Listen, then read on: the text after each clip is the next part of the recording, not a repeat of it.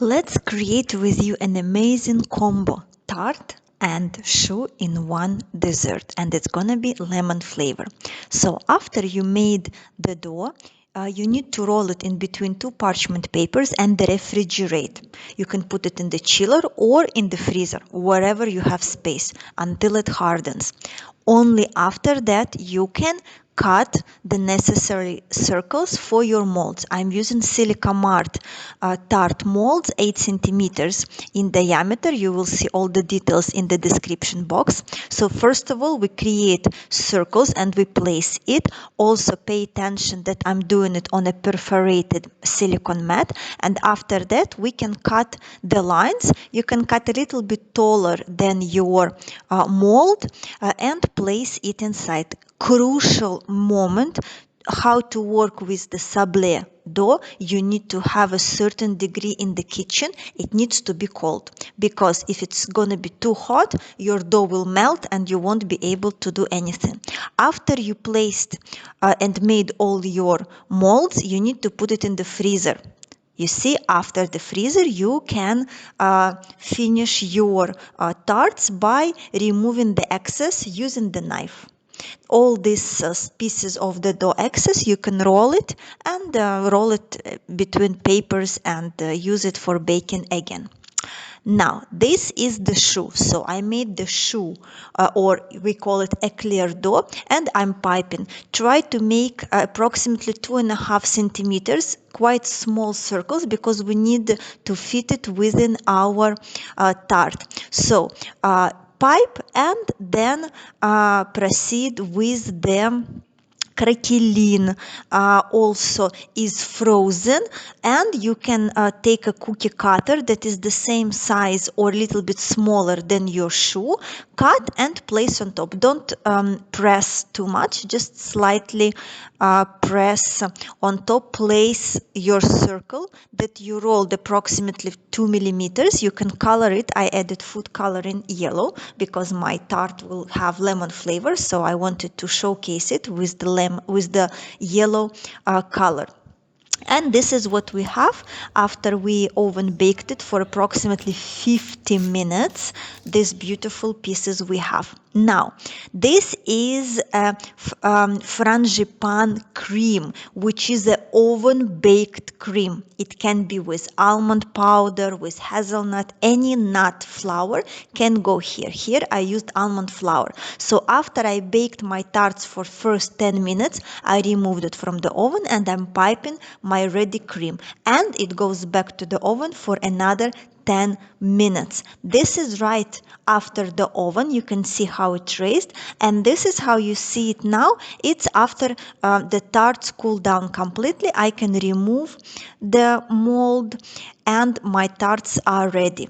Now it's time to fill my choux with the cream. I am using the lemon cream without eggs. As an emulsifier, I use Natur Emul. I will leave you the links where to purchase in the description box. This natural emulgator helps me to avoid using eggs. For what reason? For the taste. It's completely different taste and texture. You feel only all the flavor of lemon without any egg after taste. All right, and this is a solution if you are making eggless or vegan pastry. So I like this very, very much. Now we can take our tarts. They were stored in the fridge because I was honestly making this video during 3 days. So my tarts are ready. Now I can place on top my filled choux, and we will proceed with making Italian meringue.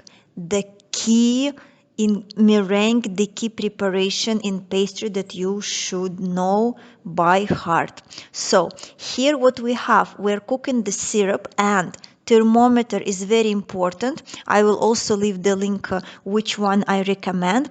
And at the same time I have egg whites whipping on a low speed. I need to cook the syrup until 118 degrees, and my egg whites should not be over whipped. I still need to see big and different size of the bubbles within the foam. Once my syrup is ready, I set my mixer on the maximum speed, and gradually, slowly, I'm pouring the syrup inside. You see, I'm not aiming in the center. No, the syrup should not touch the whisker. It should go sliding on the side of the bowl. Now I didn't speed up the video, so you can see how much time it takes in real time. So I'm making a big portion. By the way, this is a big portion. This is not only for our 6 tarts. I have another big batch of tarts that I need Italian meringue as a cream on top. That's why I have a huge batch. But for you in the recipe, I will leave the minimum quantity that you will be able to cook for Italian meringue. Right, so all the syrup is poured, and we continue whipping on a high speed, approximately 5-7 minutes approximately. Right, you need to see the texture. So what are we aiming to use this meringue for? We are aiming to pipe it as a cream, so it should keep and hold the shape. So you can see, this is, I'm checking and showing you, when you see that meringue starts to gather around your whisker, this is a sign that it's almost done. So you can see that it's very glossy, it's super creamy, and it leaves a peak. I'm going to add maybe half a minute, a little bit more, and then I'm going to stop my meringue. Italian meringue is ready. So you can see the speed is maximum, and just 30 seconds after, and it's ready. Now we are ready to pipe. Let's pipe. So I'm not using any nozzle for the piping bag. You can just cut it diagonal. All right, and you can have a super nice nozzle. This is the meringue. Look, the whisker left a huge mark in the center, like all the meringue gathered around it. It shows us that it's ready, and we pipe. So this is the way I chose. You can choose any way how to pipe meringue. Here there are hundreds of different ways. I thought this is cute and nice. So you can see how I'm keeping the bag 90 degrees against the shoe, and I'm constantly rotating the tart. If you have a turntable, it will be also a great help. After I piped all the meringue, I'm using the torch. Here I'm using the torch just for decoration, because the meringue, when it has those brown burns, it looks super nice and inviting to bite. And here is our cut. Let's see how it looks inside. So we have the thin layer of choux, we have full of lemon cream, and we have soft baked frangipane cream within a crunchy tart. I hope you enjoyed, and you will definitely make it. And of course, it's very important, maybe the most important, is to learn how to take pictures and to take a proper picture of your dessert. Thank you, and don't forget to subscribe to my channel.